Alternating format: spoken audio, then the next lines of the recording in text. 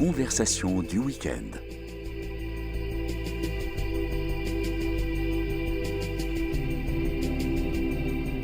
Aujourd'hui, carte blanche.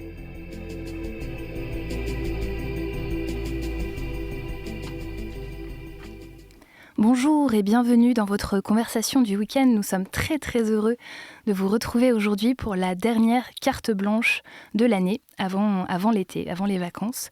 Carte blanche, c'est cette émission que vous commencez à connaître, dans laquelle nous laissons le micro à un invité qui le prend et qui invite lui-même deux autres invités pour nous faire rentrer dans leur monde, dans leurs questionnements, dans leur chemin, dans leurs engagements.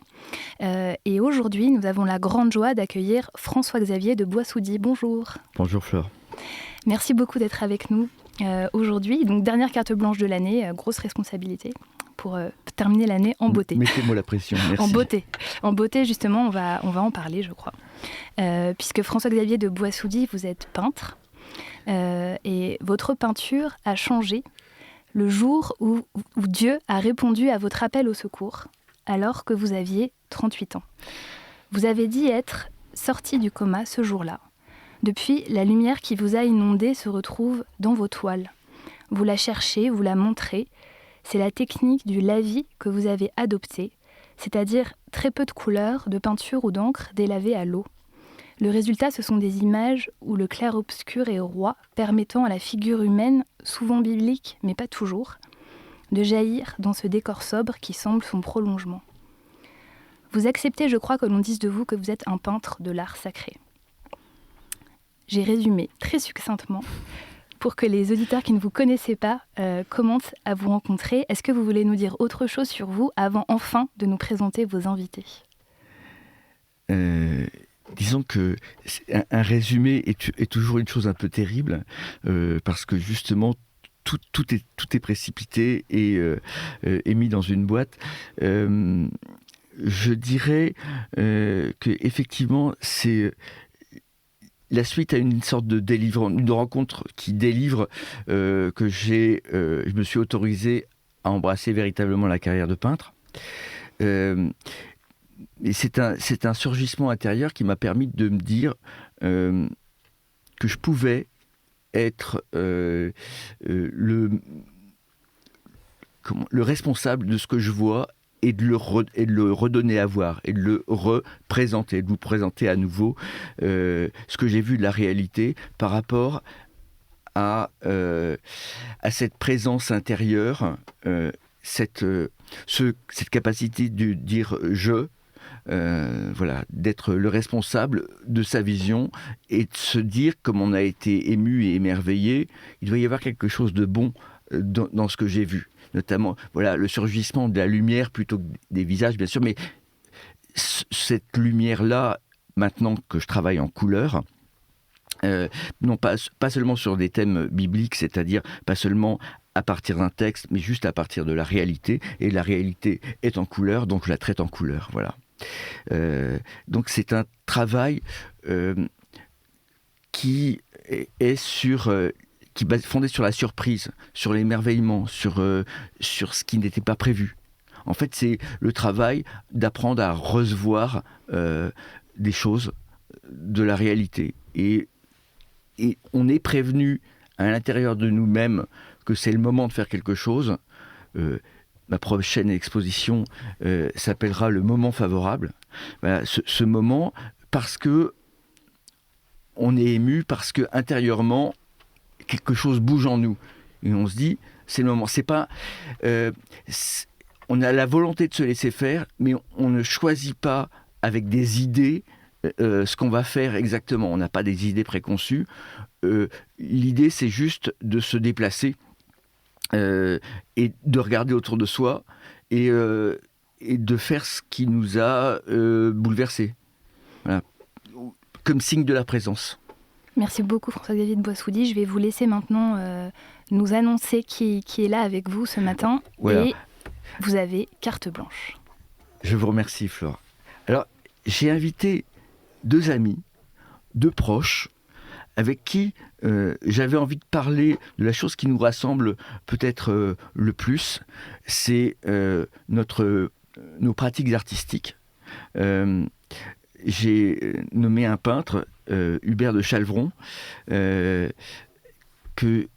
avec qui on a sympathisé cette année, et un photographe, Alexis Congourdeau, voilà, qui ont tous les deux un rapport au réel dont je me suis senti proche. Voilà, une manière d'aborder les choses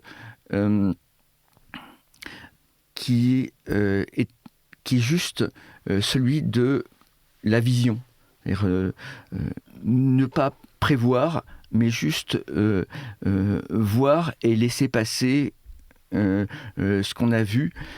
Et ce travail formel, que ce soit en peinture ou en photographie, est là pour essayer de montrer l'essentiel. Parce que l'art, c'est essayer de donner des renseignements sur la vie, de ce qui nous a paru le plus important.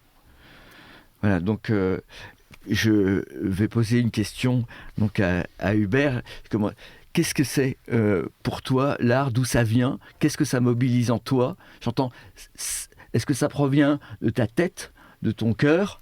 Ou est-ce que c'est corporel? Est-ce que quels sont les ressorts de l'art et qu'est-ce que ça vient dire? Bon. Alors, il y a plusieurs choses là. C'est un peu long. Ça peut être un peu long, je ne sais pas. Donc, il y a plusieurs choses. D'abord, l'art, ça n'existe, c'est quelque chose. Il y a plusieurs façons il y a plusieurs médiums surtout. Il y a la photo, il y a... Aujourd'hui, on est dans un... C'est pratique, oui. On est dans une, comment dire, dans une prolixité de pratiques qui est assez grande. Donc, pour moi, je suis peintre. Point à la ligne. C'est-à-dire qu'au fond, c'est très clair. Depuis le départ, j'ai été nommé peintre. Nommé par qui? Tout à l'heure, je parlais de ma mère. C'est vrai, ma mère est peintre. Et je pense que j'ai baigné dans cet univers de peinture enfant et j'ai continué à peindre depuis en m'interrogeant essentiellement sur le rôle du peintre dans la société, dans la vie. Et donc, pour moi, c'est quelque chose d'essentiel. C'est de se positionner dans la vie actuelle d'un peintre. Qu'est-ce que c'est aujourd'hui? Voilà. C'est très important pour moi. C'est quelque chose qui sous-tend, on va dire, tout mon travail. Et donc, en 1990 environ, je ne sais plus très bien les dates, un peu avant même, un peu avant, 87, 88, ouais. 89, j'ai fait un tableau très important pour moi que j'ai nommé Martin, en hommage à Saint-Martin. C'est un tableau qui a été majeur dans le sens où j'ai commencé à comprendre quelque chose à ce que j'avais à faire. Et j'ai commencé à partir de ce tableau une série de travaux sur les saints qui a été exposée en 90, je crois, à la Galerie Montenay. Voilà. Et femme remarquable d'ailleurs, Madame Marie-Hélène Montenay, à qui je rends hommage ici. Donc j'ai exposé cette série des saints à ce moment-là. Et ça n'était pas facile à ce moment-là d'exposer des saints. C'était pas une chose très facile en 90 d'arriver avec cette peinture, venue on ne sait où, qui est avec quelqu'un qui a une particule d'autant. Donc tout ça, vous voyez, ça s'additionnait et ça faisait quand même une charge assez lourde à porter. Donc en fait, comment ça a été accueilli cette exposition? Assez froidement, je pense. Ça a été accueilli assez froidement, avec des difficultés. En 90, Mais c'était pas, comment dire, comme aujourd'hui. C'était je, pas du tout pareil. mais je crois savoir que tu as eu une franche hostilité de la part de milieux officiels. Hostilité, le mot est un peu fort peut-être, je sais pas. Rejet, oui.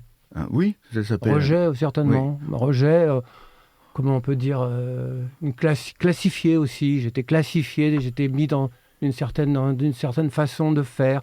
C'est pour ça que je parlais de ma particule.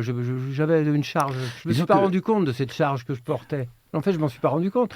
Moi, j'étais là, je faisais mes tableaux et j'étais un peu naïf, on va dire. Et donc, j'ai avancé comme ça et j'ai eu la chance d'avoir des galeristes importantes qui se sont intéressées à mon travail. Oui, parce que tu étais quand même dans des galeries où il y avait des peintres assez célèbres. Oui. Tu présentais tu étais parmi dans une équipe d'artistes qui avait une vraie renommée. Oui. Et donc, il y a quand même des gens du ministère, enfin des officiels, qui ont dit à la galerie, c'est pas possible d'exposer des choses pareilles. Parce qu'effectivement... Je suppose que c'est arrivé, oui. Oui, voilà, donc c'est assez spécial. Et pour revenir à la pratique, parce que je pense qu'on va aborder aussi le rapport entre l'œil, le réel, et le moment où on fait, où on décide de faire. C'est quand même ça qui m'intéresse. Et ce qui m'intéresse, c'est la recherche. La veille, le fait d'être un guetteur, c'est ça qui m'intéresse. Et on recherche quoi? Et c'est une question que j'aimerais poser à Alexis Congourdeau.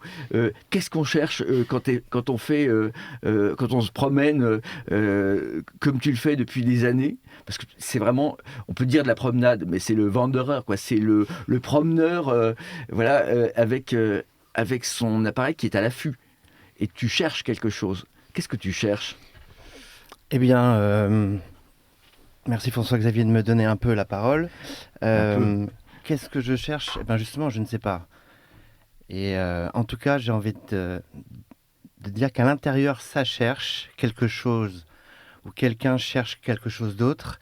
Et ce désir un peu brut, cette faim même, cette soif intérieure qui, je pense, habite tous les hommes, tous les êtres humains, en fait, nous traverse et nous met en avant et on ne sait pas trop vers quoi. D'ailleurs, on pourrait rappeler ici l'injonction de Dieu à Abraham, « Lech lecha, va vers toi ».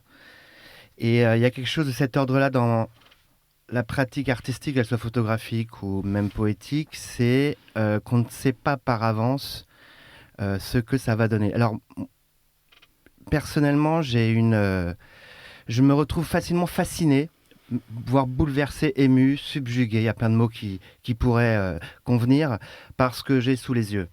Que ce soit des couleurs, des silhouettes, des perspectives, des lumières soudaines, un orage comme hier. Et je ressens le besoin de faire quelque chose avec cette fascination. Oui, il y a des moments, tu sens, c'est une conjonction de plusieurs facteurs, la lumière, les personnages, le lieu, les flaques d'eau, puisque tu aimes les reflets. Alexis a une pratique de la photo où il montre souvent un monde inversé, le monde du reflet. Et donc, il nous propose des mondes, quelque part. Avec des promeneurs, avec des gens qui interviennent, et toujours cette lumière omniprésente. En fait, oserais-je dire que ça se passe pratiquement toujours comme ça. Il y a des premiers plans, il y a des plans lointains. En fait, ce sont souvent de grands paysages dans lesquels interviennent les hommes comme les chats, que ce soit à Paris, à Jérusalem ou ailleurs, là où ils se promènent, ils retrouvent ces ingrédients qui font que Alexis, comment peut-on dire ça? Appuie sur le bouton, bien sûr, mais trouve en son fort intérieur les raisons de se dire que c'est le moment et de faire quelque chose avec ça. Et c'est vrai que c'est toujours surprenant, dans le sens où on ne nomme pas forcément ce qu'on guette, mais on sait quand c'est là, puisqu'on est comme tu dis, surpris, on est ému, c'est le moment, quoi. Oui, c'est un kairos, comme le dit le grec. Moment favorable. Le nom de ta future exposition, d'ailleurs, l'année dernière à Jérusalem, j'avais exposé 90 photos dans le cloître de l'école biblique et ça s'appelait Kairos. Et moi, je ne parlerai pas de promenade dans la ville, je maintiens un peu la figure biblique de l'errance qui est propre à Abraham et aussi à tout le peuple hébreu avant qu'il ne s'installe en terre promise. L'errance, c'est justement une sorte de perte de repères, non pas volontaire, mais un peu existentielle, qui fait qu'on est à l'affût de tout ce qui pourrait nous donner quelque chose, une piste, un sens, ou alors une vision qui réchauffe un peu le cœur. Et ma photographie, je peux dire ça, ma photographie, je pense c'est un peu réducteur, c'est toujours une forme de réponse que je donne à un appel que j'ai perçu, un appel sans nom, quelque chose dans le réel qui me dit « Tiens », ou alors « Regarde », ou alors « Je suis là », ou alors « Regarde comme c'est beau ». Il y a quelque chose qui est l'ordre d'un saisissement intérieur, qui est en rapport avec l'errance, en fait. Il y a une dialectique, je trouve, entre... L'errance, c'est pas un mauvais terme, hein. Quand on parle d'Abraham... Je n'allais pas te présenter comme un vagabond, mais pourquoi? Moi, je préfère... Enfin, je voulais réinterroger Hubert sur la figure du prophète, parce que tu as peint souvent des prophètes, notamment dans le métro, et notamment Jonas qui sort de la gueule de la baleine, et il arrive en pleine... dans une rame de métro. C'est vraiment la figure de l'artiste. Alors, je propose qu'on reprenne sur la figure de l'artiste après une première pause musicale, si ça vous convient, François-Xavier. Eh ben, je crois qu'on n'a pas le choix. Alors, vous avez choisi vous-même la musique pour cette première pause. Alors, qu'est-ce que c'est et pourquoi est-ce que vous l'avez choisi pour cette émission? J'ai choisi un morceau chanté par Rosemary Stanley, qui est, je crois, une franco-américaine. J'en suis pas très sûr, mais je suis sûr que sa voix est exceptionnelle et que son registre est tout à fait... il parle tout à fait à mon cœur, dans le sens où c'est assez méditatif et il y a de la douceur. Je vous laisse écouter. C'est une chanson de Leonard Cohen, là. J'ai choisi. On écoute. Birds on the Wire. Like a bird on a wire, like a drunk in a midnight choir, I have tried in my way to be free. Like a worm on a hook, like a knight from some old-fashioned book, I have saved all my ribbons for thee. If I have been unkind, I hope you can just let it go by. If I have been untrue,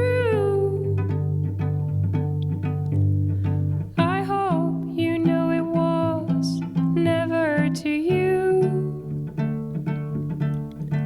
Like a baby stillborn, like a beast with his horn, I have torn anyone who reached out for me. But I swear by the song and by all that I have done wrong, I will make it all up to thee. I saw a beggar leaning on his wooden crutch.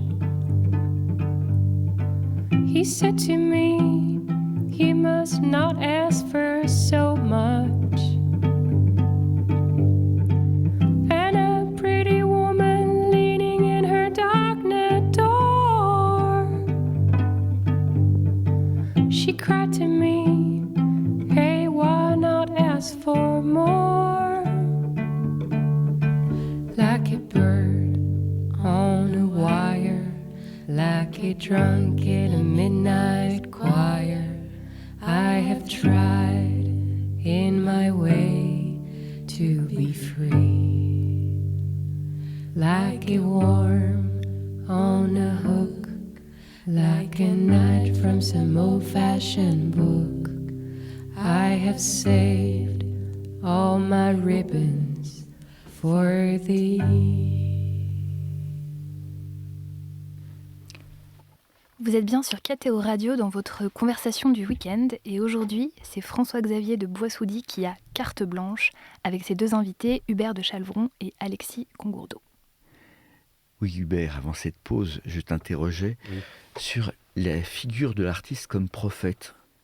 Parce que c'est pas un seul tableau que je mentionnais tout à l'heure, c'est vraiment plusieurs tableaux. Et moi, ce qui m'avait très impressionné quand j'avais été sur ton compte Insta, c'est de voir ce mélange d'art sacré, de figure du Christ, notamment du Christ ressuscité, mais aussi des scènes comme Adam et Ève, des scènes de la création du premier couple, etc., dans des décors d'aujourd'hui, sans chercher à attifer le Christ avec des costumes d'aujourd'hui pour faire moderne. Non, il était juste là. C'est cette présence tout à fait sans hiatus, tout à fait naturelle que j'avais vue, juste par le miracle de la peinture. Une espèce de convocation du cœur qui m'avait vraiment impressionné. Oui, c'est ce qui s'est passé. C'est-à-dire que depuis les saints... comment dire, au début, je travaillais, ça va être un peu long en fait, je travaillais, j'ai tout d'abord pensé à introduire un geste religieux dans une sphère artistique. Moi, c'est comme ça que c'est venu. Je vais vous lire quelque chose que j'ai ramené sur Jeanne, c'est un tableau que tu as fait quelqu'un a écrit, dans la série des saints. Ah oui, parce que je nommais les tableaux par leur prénom au départ. C'est important parce que par la suite, ça a eu une certaine influence sur mon travail par la suite. Jeanne, figure martyre emblématique, elle exprime le dénuement extrême, cet état de conscience qui fait s'effacer l'anecdote devant la charge métaphysique. C'est Martine Arnaud qui a écrit ça dans Simèse, et elle a vu exactement ce que je pense ce qu'il fallait dire très simplement, c'est que à un moment donné, il y a un effacement devant une charge métaphysique, un effacement de la représentation formelle comme ça, devant cette espèce de charge venue d'on ne sait pas où. C'est quoi la charge ? Eh bien... Tu veux dire la poésie ? Oui, ça peut être la poésie, ça peut être aussi une certaine... comment dire... C'est assez complexe, parce que c'est quelque chose qu'on ne maîtrise pas réellement. C'est quelque chose qu'on ne maîtrise pas, qui vient... comment dire, avec la peinture, avec la couleur, qui vient du nécessaire, quelque chose qui est nécessaire à faire. Et donc dans ce nécessaire, dans cette nécessité d'action, de faire, il y a cette espèce de chose qui se met en avant comme ça, et puis après que l'on retire évidemment, qui disparaît. Une fois que le tableau est fait. Une fois que le tableau est fait. Mais après il est placé quelque part et il est livré. Parce que ça c'est très important, c'était de donner quelque chose. C'est pour ça que j'ai commencé avec la Saint-Martin. Martin, c'est la figure de l'offrande absolue. Et comme j'étais dans une recherche, à quoi ça sert un peintre ? Oui. Eh ben, j'en ai conclu que moi, c'était pour une espèce d'offrande. Une offrande, à offrir quelque chose, à donner quelque chose. Dans un certain dénuement. Alors après, ça c'est un peu... Parce que tu parles de Jeanne comme étant... Oui, enfin j'ai pris Jeanne parce que... Dans le dénuement, mais tu étais dans un état d'abandon et de dénuement toi-même. sans doute. T'as fait ton truc tout seul. Oui, mais t'as fait ton truc tout seul, sans penser. Tu n'as pensé qu'à la nécessité. Je pensais à rien. Oui, il fallait que tu le fasses, c'est tout. Je suis pas un penseur. Hein. Non, mais je suis un peintre. Alors, oui, mais disons que c'est pas pareil. Non, je sais, parce qu'on fonctionne avec l'intuition. Et qui est la fine pointe de la pensée, mais qui ne nous dit que ce qu'on doit faire, quelque part, c'est en nous-mêmes qu'on trouve quelque chose d'impérieux. On se dit, voilà, il faut le faire. Oui, je crois que oui. Mais oui, c'est aussi valable pour une situation où un moment où il y a une belle lumière, où il se passe quelque chose d'ordre de la révélation d'objets ou de gens qui sont révélés par la présence de la lumière, Alexis. Effectivement, il y a une sorte d'urgence qui n'a pas forcément de mots, que l'on ressent, un saisissement qui fait qu'on ne peut pas faire autrement que de... Enfin, en tout cas pour mon cas, je ne peux pas faire autrement que de prendre la photographie. Comme je disais tout à l'heure, c'est comme une réponse que je donne à quelque chose qui m'a saisi. Oui. Un je ne sais quoi, comme dirait Yankelevitch, et qui me met en mouvement alors que je suis arrêté. Il y a quelque chose d'une corde qu'on me tend ou d'une main tendue et qui me... Donc la photographie, comme la peinture, c'est des réponses. C'est une réponse à quelque chose qui arrive, qui apparaît, quoi. En fait, voilà, ça tient de l'apparition. Mais j'ai l'impression que c'est notre moi qui disparaît. On devient je, quoi. On devient dans l'action uniquement. On s'oublie, on s'efface. Oui, mais comme disait Hubert, en fait, c'est pas forcément pensable, réfléchi, c'est purement intuitif, je dirais même instinctuel. Il y a quelque chose de ce qu'on maîtrise pas en nous qui se met en mouvement. Oui. C'est pas réflexif. Après, on pourra dire tiens, on travaille dessus. C'est l'intellection qui permet de le savoir. Tiens, j'ai réussi à voir ça, à mettre ça dans un rectangle visible. Je vais donner un nom à cette photographie, mais ça c'est dans l'après-coup. Et je dirais que dans ma pratique de photographie comme d'écriture, j'aime bien suivre, si on parle de pensée, pour un peu comprendre ce qui se passe, j'aime bien suivre l'école philosophique de la phénoménologie, c'est-à-dire, en fait, les choses nous apparaissent. Oui. C'est-à-dire que le monde entier, le réel, est quelque chose qui est de l'ordre du don, parfois tragique, dramatique, ou alors sublime, et que face à ce don qui nous dépasse et nous submerge et qui peut même nous rendre fous parfois par sa densité, sa saturation, la réponse qu'on va lui donner, c'est un langage particulier qu'on appelle l'art et qui est une manière de dire un oui à ce qui est. Je suis d'accord. Oui, c'est un constat que nous sommes là face à ce que nous avons vu. Et en fait, c'est juste une sorte de témoignage. Oui. Après, c'est dans le vrai sens du premier sens du terme du martyr, témoin, c'est-à-dire qu'on est affecté par quelque chose qui nous dépasse, qui peut nous faire mal, parce que ça a un retentissement, le réel. Joyeux. Oui, mais c'est très proche en fait comme expérience. C'est l'émerveillement.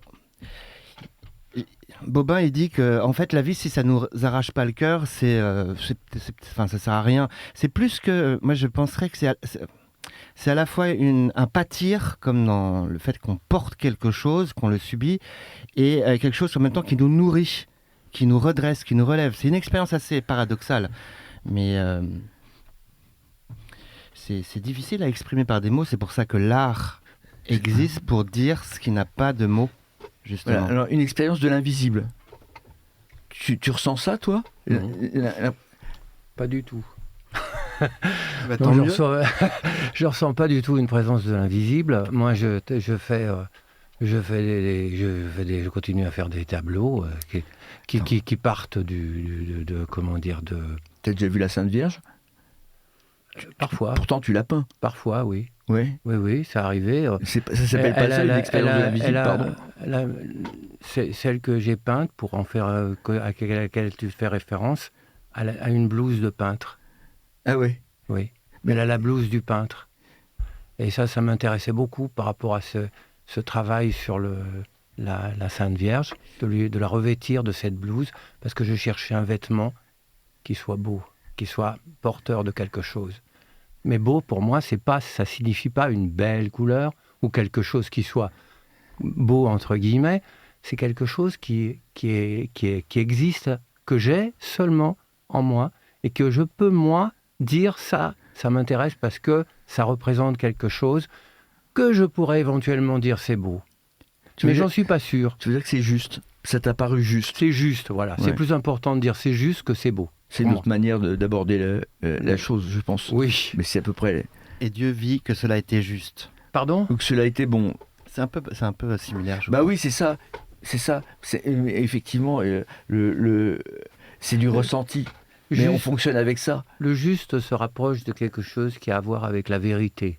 Oui. Et pour moi, c'est essentiel, cette vérité. C'est pas quelque chose, comment dire, de près déjà enregistré, de près conçu. C'est quelque chose qui a à voir avec l'individu et son rapport au réel. Voilà. Et donc, on est dans quelque chose qui exprime une vérité d'être. Je pense que ça, c'est extrêmement important dans la pratique artistique. Oui, et je suppose que on est extrêmement loin de vouloir faire la morale aux autres. Ah oui, bien sûr, oui. Voilà. Oui. C'est même l'inverse. Oui. C'est-à-dire être surpris, c'est de ne pas avoir, comme tu dis, de choses prédéterminées à montrer, ou leur faire attention, le climat, tout ça, ou je sais pas quoi, la guerre c'est mal, enfin bon, voilà. Mais juste être présent au moment que nous avons à vivre. Et puis voilà. Et puis montrer cette chose, trouver une forme. Mais la forme, elle vient de soi-même, puisque je pense qu'on crée des priorités dans le sens où la lumière va donner une forme, une vision, ça va donner un aspect à ce qu'on a vu. Et qui va changer la donne. Et ça va permettre un tableau ou une photographie parce que quelques secondes, les choses ont eu lieu comme ça. Et on ne l'avait pas imaginé. Et on est surpris. Mais c'est vraiment l'idée de... c'est souvent que la littérature en parle. Je pense à Dickens qui parle de « to wonder ». S'émerveiller ou s'étonner, tout simplement, être surpris. Mais c'est la même chose qui peut arriver jusqu'à l'émotion sacrée, si je puis dire. C'est valable pour une pomme comme pour la présence de Dieu, parce que l'idée, c'est la présence, quoi. Voilà. Ça a toujours été la présence. La présence, c'est ce qui habite Mais c'est la notre réalité. présence La réalité d'un tableau, d'une photo. C'est ce qui est... Quand il y a présence, on peut dire il y a une certaine réussite de la part de l'artiste même. Oui, moi je pense. Oui. On a consigné les choses, oui. On leur a rendu témoignage. C'est la seule façon qu'un artiste peut réussir quelque chose, c'est de faire sentir une présence quelque part. Oui. Moi, je crois, si je peux rebondir et prendre la balle au vol, me vient à l'esprit, moi, mon évangile préféré qui est les disciples d'Emmaüs, qui d'ailleurs a été représenté de nombreuses fois par les plus grands peintres. En fait, il y a une expérience de déception profonde qui se change en expérience de surprise et d'apaisement. Et en fait, je crois que dans l'expérience artistique, enfin en tout cas la mienne, il y a ce passage, cette passion, je disais tout à l'heure, cette traversée d'une expérience difficile de non-présence, justement, de vide dans le cœur. Et c'est ça qui... De tristesse, de détresse. C'est celle-ci qui nous met en marche vers le réel, à l'affût de la moindre surprise qui pourrait faire transmuter, faire changer cette tristesse en joie, quelque chose d'impossible presque. Qu'est-ce qui dans notre vie peut d'un seul coup faire muter notre tristesse pour tout un tas de raisons en une joie qui n'a pas du tout été prévue. Et cet évangile des pèlerins d'Emmaüs me parle beaucoup. D'ailleurs, quand je vais à Jérusalem, je vais souvent à Bougoche, chez les moines d'Emmaüs.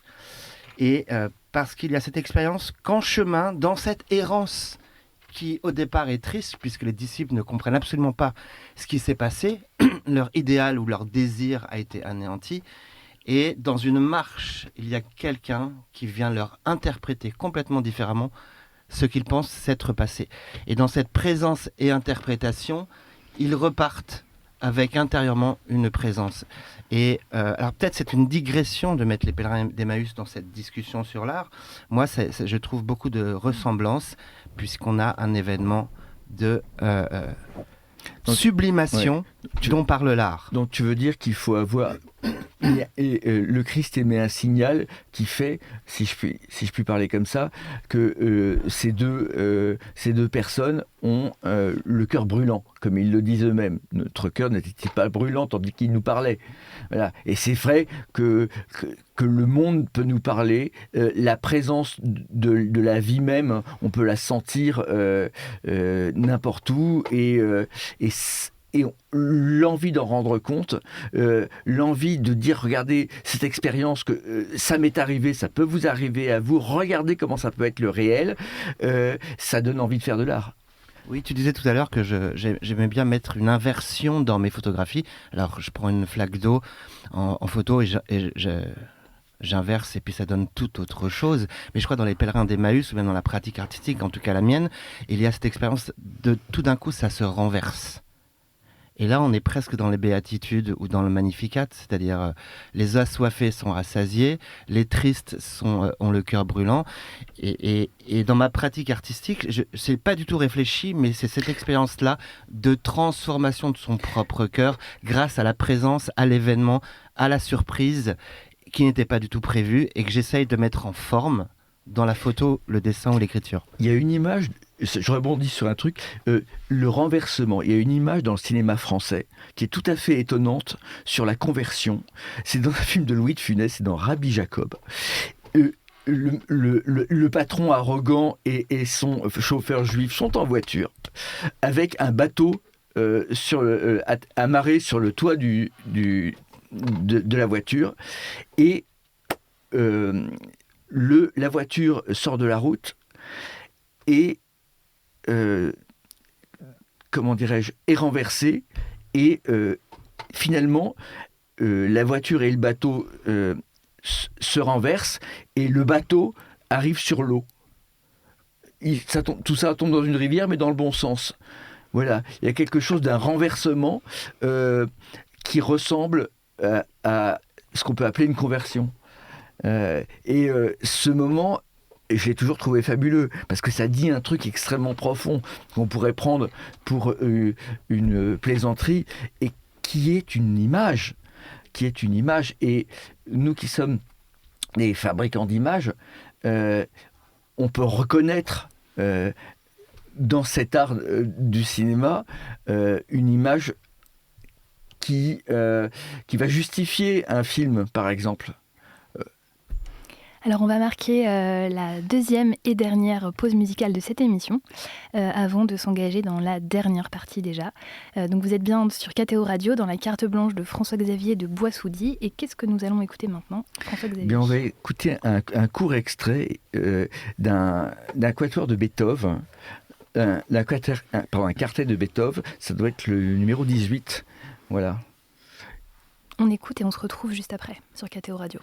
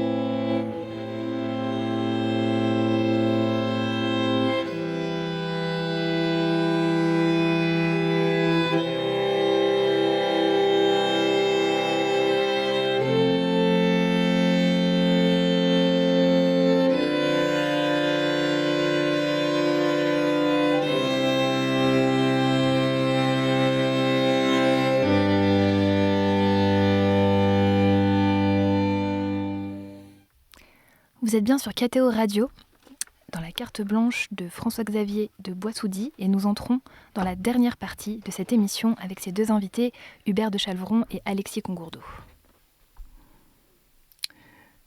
Alors,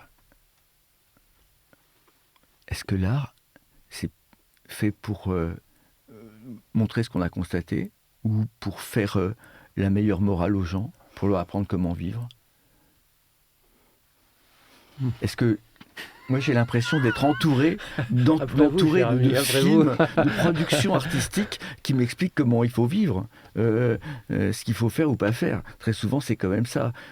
En art contemporain... En art contemporain, c'est un certain business, on va dire. Hein. Moi, j'ai l'impression, plutôt qu'autre chose.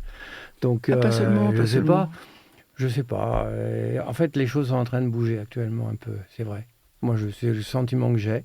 Les choses bougent un peu. Et je trouve que, pour revenir à ton approche, je pense qu'il y a une comment dire, vers le après avoir passé tout ce que l'on sait sur l'art, comment dire, l'abstraction, les années 70, 80, 90, etc., etc. Là, on arrive à une grosse question, une énorme question. C'est effectivement pourquoi on continue ça ? Pourquoi on continue à faire ça ? Pourquoi on est sollicités les uns les autres, certains. Pourquoi on dure, nous, tu veux dire ? Oui, bien sûr, je veux dire ça. Et pourquoi on est là, etc., à faire sans doute pas grand-chose. Écoute, tu as failli être démoli par le milieu artistique. Non, mais c'est pas grave. Oui, non, mais ça fait partie de l'existence. Okay. Oui, peut-être, mais tu as toujours continué à travailler. Il y a un côté, la petite flamme ne va pas s'éteindre, parce qu'en fait, ton intuition, tout ce que tu reçois, en fait, ça ne s'est pas arrêté. Je pense qu'on ne choisit pas réellement. Personnellement, bon. Je pense qu'on ne choisit pas. Avec, comment dire, les choses, on sait faire certaines choses, on ne sait pas en faire d'autres. En tout cas, moi, je parle pour moi, bien sûr. Mais si tu recevais rien, tu ne ferais pas. Mais je ne reçois pas. Tu fais pas les choses au hasard et tu les fais et sont motivées par ton cœur. Je veux dire, ça, c'est un parti pris, on va dire. Bon, c'est un parti pris, ça. C'est-à-dire que... Une interprétation. Oui, enfin, une interprétation, ça peut être un parti pris, en tout cas. C'est-à-dire qu'au fond, quand tu décides de laisser ton cœur, comme tu dis, je le mets un peu entre guillemets, s'exprimer, ça veut dire une chose. Ça veut dire que toi, tu estimes que ce que tu vas montrer n'est pas d'un registre que tu peux forcément bien maîtriser. Tu vois ce que je veux dire ? C'est-à-dire qu'au fond, tu acceptes une certaine surprise. Oui. Tu te mets dans un état d'accepter quelque chose, d'une certaine surprise qui va, elle, remplir un espace. Je parlais expressément et exprès de façon un peu abstraite comme ça, parce qu'au fond, personnellement, je pense que la figure est extrêmement importante pour moi. Oui. Parce que j'estime que dans la figure, dans la représentation, il y a une modestie, il y a quelque chose qui va se mettre et qui retourne à l'intérieur de la figure, de la représentation, il y a l'abstraction, depuis toujours. C'est pas quelque chose de nouveau, l'abstraction. Non, c'est le jeu formel. Si on regarde les tableaux de Chardin, on trouve peut-être plus d'abstraction que dans beaucoup de tableaux actuels. Oui, bien sûr. Bien sûr. Mais enfin, moi, il me semble. On est environné d'un art, de tentatives d'art. Moi aussi, je fais beaucoup de tentatives d'art, et puis de temps en temps, ça aboutit dans le sens où ça montre quelque chose. Ça montre l'imprévu d'une manière assez naturelle. Ça montre dans le monde on montre le monde des vivants et il s'est passé un événement dans le monde des vivants. C'est ça. Mais François-Xavier, le monde des vivants, c'est notre monde. C'est le même. C'est le nôtre. Yes. Moi, je tiens. C'est quelque chose. Tu connais un peu mon travail. Actuellement, je suis dans le métro. Je prends des photos.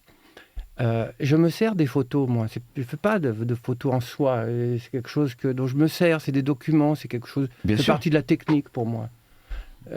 Et ça, c'est quelque chose qui m'intéresse énormément. C'est comment on peut être dans un endroit comme le métro, par exemple, un endroit de passage, un endroit où on va quelque part, où il y a finalement 80% de la population qui est là, on va dire. Hein. Je ne sais pas si vous prenez le métro. Moi, je prends le métro assez souvent. Et si vous voulez, je vois dans le métro des gens, des tas de gens. Et c'est ce qui m'intéresse. Mais c'est la vie du sous-sol. Voilà. C'est la vie cachée. C'est les catacombes. Non, c'est pas les catacombes, parce que non, pas du tout, puisque c'est des gens vivants. Les catacombes, c'est des morts. Pas forcément. C'est des gens vivants, c'est des gens qui vont à leur travail. Il y a une société, il y a toute une société. Pour moi, c'est mon rôle d'aller là, d'être là plutôt. C'est mon rôle. Je dois être là et je dois travailler avec ceux qui sont là. C'est ma forme de croyance et c'est ma forme. Et c'est là où Dieu, où Jésus m'a conduit, peut-être, certainement, c'est dans cet endroit-là. Pourquoi c'est à moi de... Moi, j'en sais rien, je ne sais pas. Moi, je suis au service d'eux, on va dire. Donc, d'accord, je dis d'accord à ça. Oui. Tu dis oui. Tu dis oui, toi Alexis? J'aimerais pouvoir dire oui de manière plus large et intense. Parce que c'est Jonas. Oui, enfin, très intéressant la figure. Tu refuses. Oui, toute l'histoire de la Bible et même dans le Nouveau Testament, c'est des histoires d'appel, de refus, de reniement, de j'ai pas envie d'y aller, mais en fait j'aimerais bien. Yes. Oui, faut un peu sonder le fond de son cœur. Mais et finalement, est-ce qu'il faut séjourner dans le ventre de la baleine pour se décider à y aller? Non, on ne décide pas d'y aller, on y est ou on n'y est pas. Oui, mais quand même, on dit oui à un moment. Ah oui. On peut dire non. On dit longtemps non parce qu'on a la trouille. Là, je rejoins ce que tu disais précédemment. Là, on ne dit pas oui, ça s'impose. Il y a quelque chose qui s'impose. Là, je rejoins ce que tu disais. On peut rejeter les visions qu'on a, non rien faire. Moi, j'ai fait ça pendant des années. Oui. Mais je voulais tout de même signaler une chose, c'est que Alexis Congourdeau et Hubert de Chaelvron ont été retenus pour aller exposer à la Biennale d'art sacré contemporain à Autun à partir du 18 juillet, je crois, jusqu'au 10 août. Ouais. C'est qu'il y a une raison. C'est qu'il y a une raison profonde d'avoir été choisi pour aller exposer là-bas. C'est pas l'art sacré. Est-ce que ça va au-delà d'un art qui serait celui de s'inspirer des Écritures?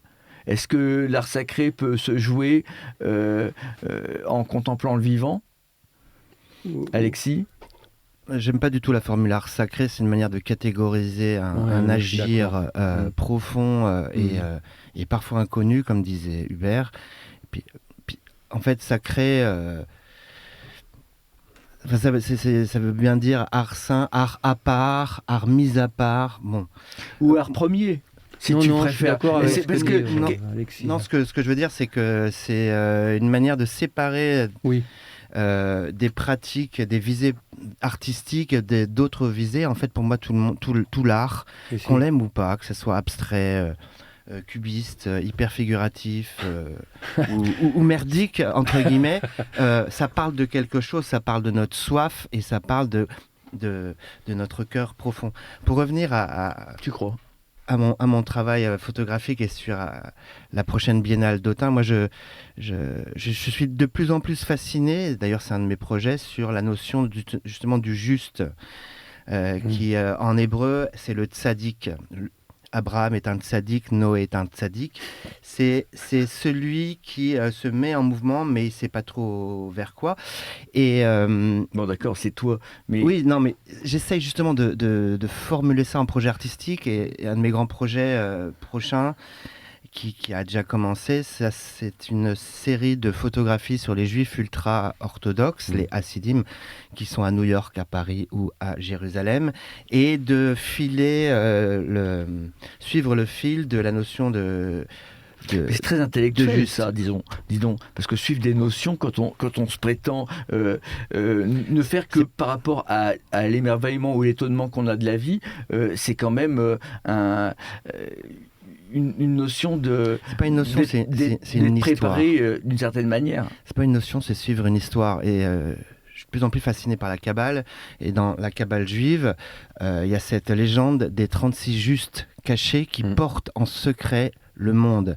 Et si l'un de ces justes, d'ailleurs, s'aperçoit qu'il est juste, il est retiré de la mission et il est remplacé par un autre. Si quelqu'un d'autre dit « Regardez, celui-là est juste aussi », il disparaît de sa fonction. Et c'est le thème qu'il y aurait des personnes justes, c'est-à-dire secrètes, mises à part peut-être, qui portent le monde même sans le savoir. Même sans le savoir. Et en photographiant dans les rues de Jérusalem ces silhouettes qui sont souvent habillées en noir, la tête baissée, dans leurs livres ou dans leurs prières, allant vers le mur de la lamentation ou revenant chez eux à Méhacharim, il y a cette notion, enfin moi j'y ai vu, mais c'est très poétique, c'est très artistique, c'est pas de l'ethnographie. Hein. J'y ai vu ces justes qui, depuis la fondation du monde, sans le savoir, portent le réel à la place des autres, parce que les autres sont affairés à leurs affaires. Ça parle aussi du Christ qui porte le monde. À commencer par lui, peut-être, oui. Oui, et c'est une histoire de la Kabbale. Et en fait, si je veux ramener ça à ma pratique photographique, il y a dans ma quête de moments ou d'événements ou de surprises dans le réel qui peut apparaître très neutre, parfois hivernal, où rien n'apparaît, il y a cette notion d'aller récupérer les étincelles de beauté qui sont cachées dans le monde pour reformer, comme dirait la Kabbale, le vase de la présence. Et ça, je pourrais en parler pendant des heures. Je vois, oui. Que tu pourrais en parler pendant des heures. Juste pour finir, excuse-moi, c'est le thème de la présence de Dieu qui, pour éteindre son omnipotence et sa surpuissance, c'est parsemé, c'est à éclater en milliers et millions et milliards de fragments dans le réel. Et le photographe, comme le peintre ou le saint ou le moine, va récupérer ces étincelles en secret et les montrer. Donc un poète et un prophète, c'est la même chose ? Pardon ? Le mec qui prend des notes. Non, je dessine des yeux. D'accord, voilà, il est parti en dessin. Ça me rappelle la pratique que j'avais quand j'étais enfant à l'école. J'ai pas changé. Je laissais dans la marge. Voilà. J'ai fait ça. Ouais. Oui, un prophète et un poète, c'est la même chose ? C'est le même canal ? Alors là, j'en sais absolument rien. Je peux pas dire. Pour moi, les prophètes de la Bible, comment dire, ce sont des caractères qui ont, comment dire, projeté des choses, qui ont été appelés par Dieu et qui ont servi comment dire, Dieu s'est servi d'eux pour être leur voix, on peut dire leur voix VOIX. Il les a accompagnés. Et donc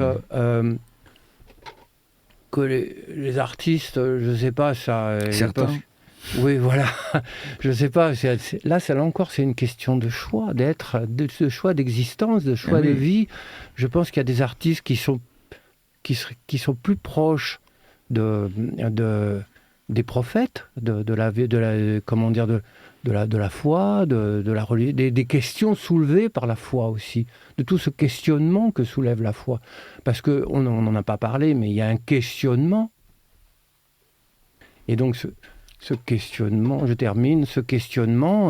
est extraordinairement important, je pense, par rapport à ce que l'on va donner. Parce que là aussi, encore une fois, il s'agit de donner quelque chose, il me semble. Oui, je crois que c'est ça, oui.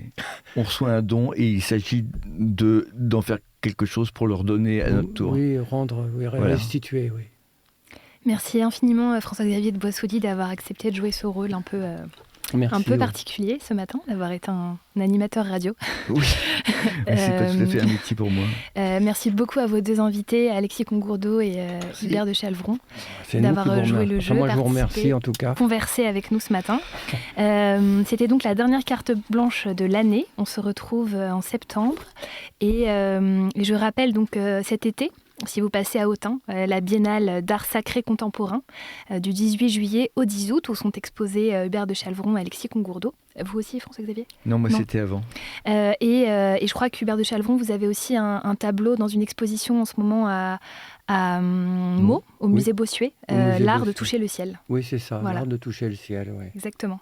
Est-ce que François-Xavier, vous vouliez mentionner quelque chose avant qu'on conclue cette émission sur votre actualité? Je suppose qu'il y aura une exposition de mon travail donc, qui s'appellera Le moment favorable à la Galerie Guillaume vers mars-avril 2026. Très bien, eh ben, À on Paris. note déjà. On vous souhaite donc un très très bel été Merci, sur KTO Flore. Radio, bien évidemment. À bientôt. Les conversations du week-end.